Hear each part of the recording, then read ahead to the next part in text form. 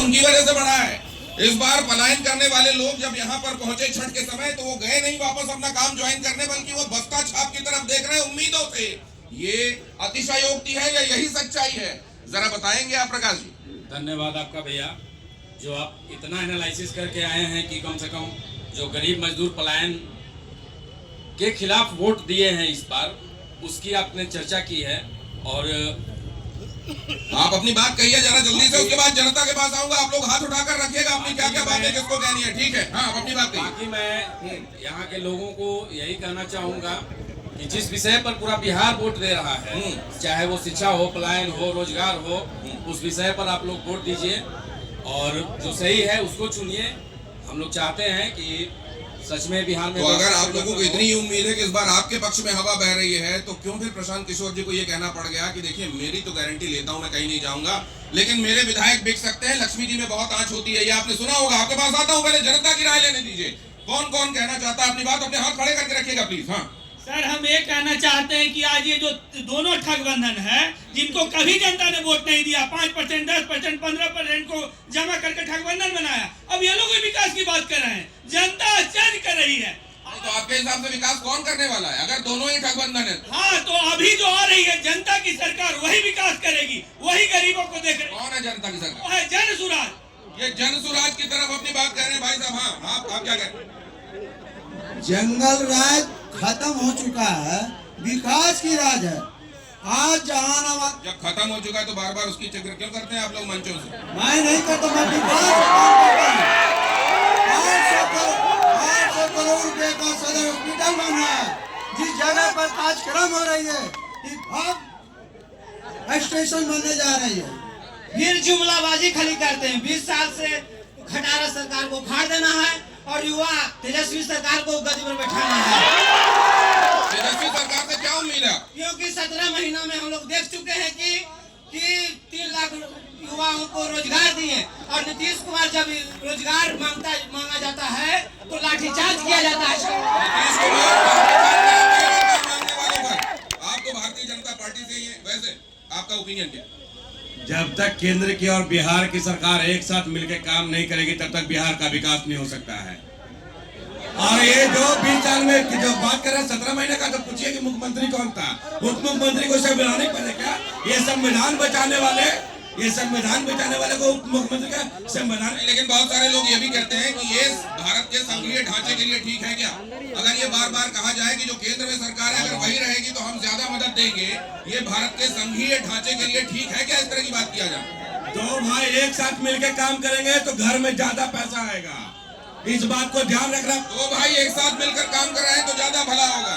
जी कैसे है साहब, आप कुछ बोलना चाहेंगे? आप खामोश क्यों हैं? वैसे आपकी खामोशी में ही है, आपके बयान आपके खामोशी में छुपे हैं क्या? मोदी ने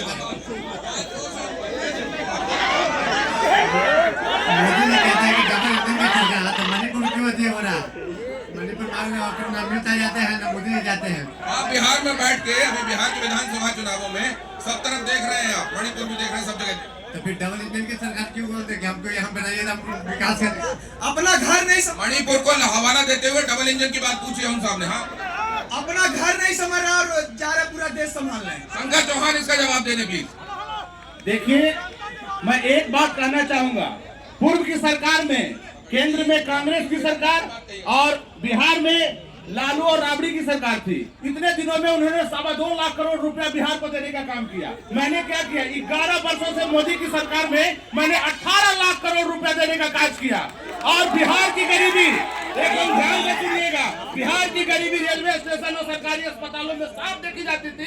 आज आप रेलवे प्रशासन में, रेलवे परिसर में है जो एयरपोर्ट की तरह दिखाई जा रही है। और यही जहानाबाद सदर में 80 करोड़ की लागत से सदर अस्पताल बनाई जा रही है। हमारा बिहार दिखता है। पहले अभी आपने एक सवाल किया,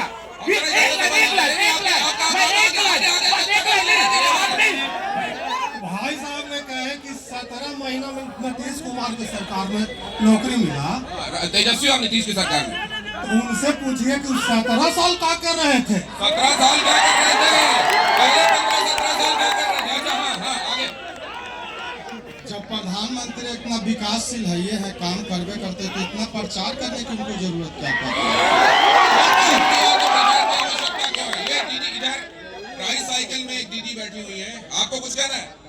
बोलिए। हमको कहलाम है कि नीतीश के राज में पढ़े लिखे हुए हर घर में नौकरी है, और जनगण में नौकरी नहीं दिया, पढ़ के लाठी। ये ट्राईसाइकिल आपको सरकारी मदद से मिली है, आपने खरीदी है? नहीं, मोदी जी ने दिया है। ट्राईसाइकिल दिखाइए जरा। ये दिव्यांग महिला है, ये नीतीश जी के पक्ष में अपनी बात कह रही, मतलब आपको मदद मिली है? जी हाँ, मिला है। 1100 रुपया हर महीने में मिल रहा है, दिव्यांग पेंशन के तहत। महिलाएं भी खड़ी हैं। महिलाएं कहा जा रहा है कि जेडीयू और नीतीश जी के पक्ष में बहुत ज्यादा हैं इस बार, इसीलिए तादाद। क्या ये बात सच है या सही बात है? सही बात है। तो आप मान लीजिए किसी यादव परिवार की कोई महिला है और यादव जी का ये माना जाता है कि वो एक पर्टिकुलर पार्टी को वोट देंगे, लेकिन क्या महिला अलग तरफ वोट करेंगी उनके घर की? नहीं, नीतीश की तरफ से। हाँ, तो वही तो कह रहा हूँ, तो वो अलग चली जाएंगी। महिला मतलब किसी के पतिदेव। हम लोग रोड पर कमा रहे हैं, खा रहे हैं, और जंगल राज में कुछ नहीं करते थे, घर में घुस के रहते थे। इस समय में हम लोग पूरा अभी कमाते खाते हैं, पहले बड़ी दिक्कत हुआ। जो गवर्नमेंट वैकेंसी